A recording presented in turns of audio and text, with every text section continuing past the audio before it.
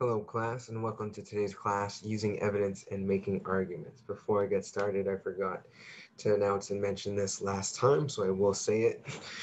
To all of you, happy Black History Month.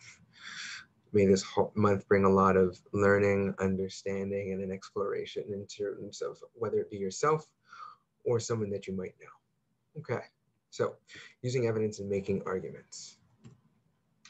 So let's go back just quickly and we'll see the simple concept map. You have topic surrounded by disciplines, geographical location, debates, solutions, cause and or effects, and intervening variables. Okay, so with your thesis statement, and you'll see here with this graphic as it's explained, you'll have your thesis statement, and then your thesis statement should be supported by a number of arguments. So you'll see here in this graph, there are 4 columns. Each column represents a separate supporting argument for your thesis. And underneath each of those supporting arguments, you'll have a topic sentence which explains it, and then the evidence that supports this reason. As you'll see at the bottom in terms of a checklist, and while you're going through this, is your argument debatable? Is your evidence specific? And did you use your discipline or disciplines? So, larger papers. Each argument should have its own topic sentence. Arguments should be divided into sub-arguments, excuse me, and each of these sub-arguments should have its own paragraph and topic sentence. Map out your arguments in a detailed outline before starting to help guide you in your writing.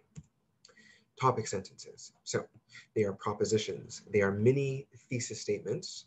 They should be in the form of a statement. They should be about 1 sentence long, and you highlight them in bold until the last minute. So for your basic paragraph structure, you would have the topic sentence to begin with, so what the paragraph is about, the supporting ideas. So you develop the topic sentence and you give ideas that support it.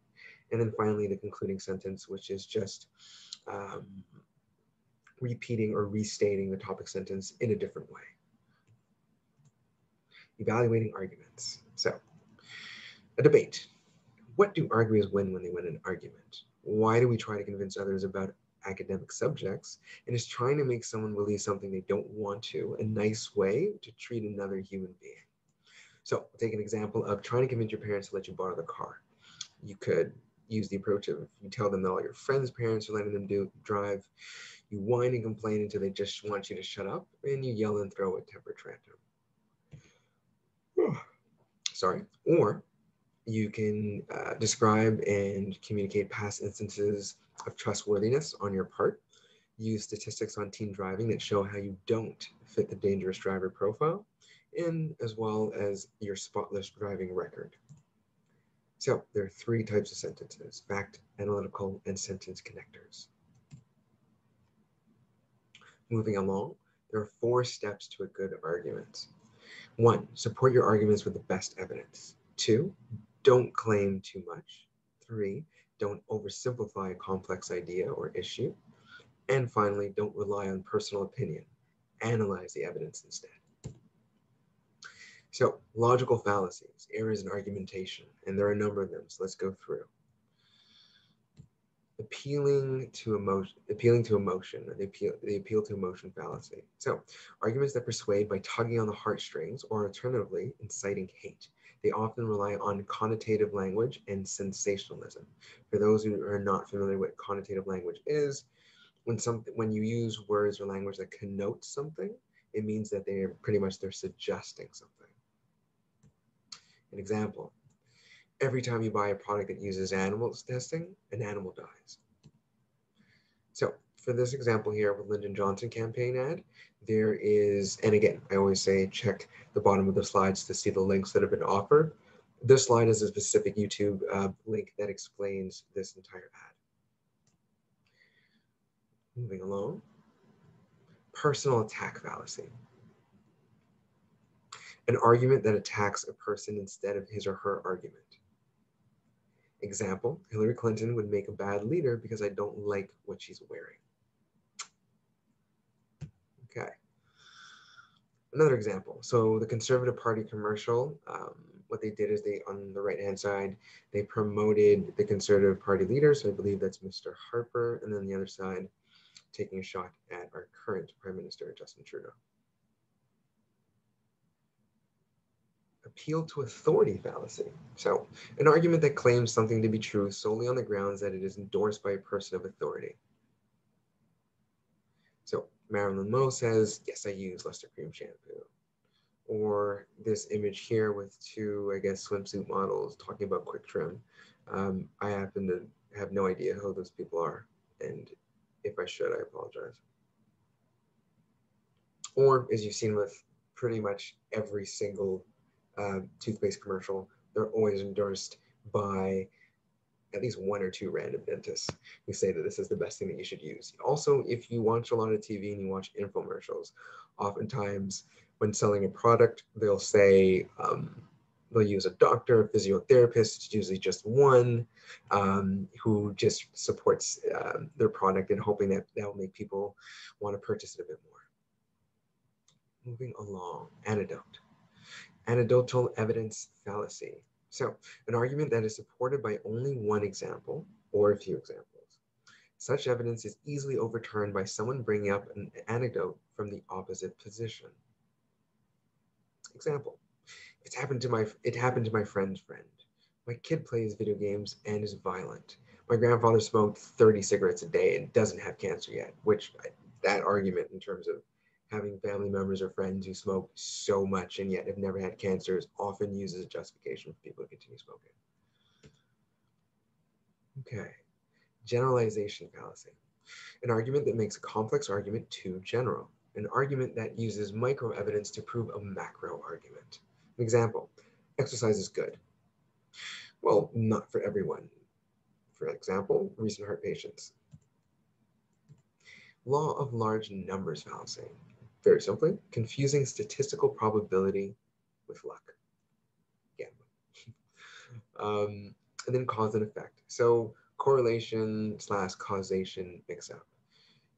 What's important to understand in terms of a correlation is that a correlation means there's a relationship between two variables, that they appear together at a higher rate than normal, not that one always appears when the other does, and not that one causes the other one. It's not a causal relationship. False analogy. An argument that compares two things which cannot be compared, comparing apples and oranges, or a live mouse with a computer mouse. Example: people are like dogs. They respond best to clear discipline. Okay. Another example is this Mercedes-Benz commercial that I'll allow you guys to check out on your own. Or the fact that all these cars are different in terms of models. False dilemma. Giving your opponent only two options, when in reality, there are many. This is rarely the case in a complex issue. For example, if you don't buy a car, you'll have to walk. You could take the bus, carpool. Anyways, examples.